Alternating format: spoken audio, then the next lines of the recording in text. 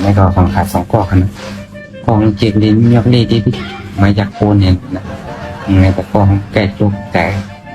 ไปกินข้าวในปีเขาแต่กองก็เตรียมยกลิ้นไปเลย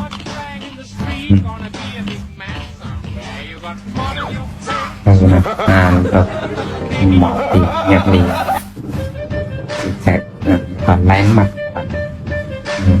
หรือตับเกี่ยวไม่หางกันหรือทำอะไรขึ้นต่อจับหมอที่คนนั้นได้จืดเต็มแล้วก็จริงๆเขาไก่เทียนหรือเทียนเรียกคนมันเป็นปากโผหรือหันเทียนมันก็เป็นเรียงคุยมาตึกนี่กินในกรรมหรือเตียนเรียกแอบ